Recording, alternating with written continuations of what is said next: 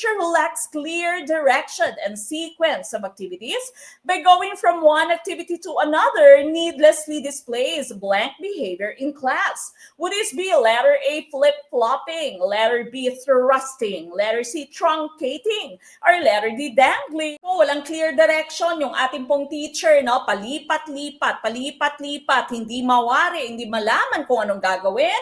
Ang tumpak na choice po natin dito is flip-flopping. Okay? So flip-flop po, ayan, flip-flop, flip-flop, flip-flop, no? Palipat-lipat. Naguguluhan po yung ating mga estudyante. Ang ating pong thrusting is kaldag. Ano naman ibig sabihin ng thrusting? Tinulak yung mga estudyante to do a certain activity nang walang klarong direksyon. Okay? So, hindi pa handa yung mga estudyante, hindi klaro yung direksyon ng teachers, hindi alam ng estudyante kung anong gagawin, pero tinulak niya, kinaldagan niya yung kanilang mga estudyante. Ang truncating at dangling naman po, halos magkaparehas. Dangle, iniwan ka, pero po pwedeng balikan. Yan po ginawa ni teacher, no?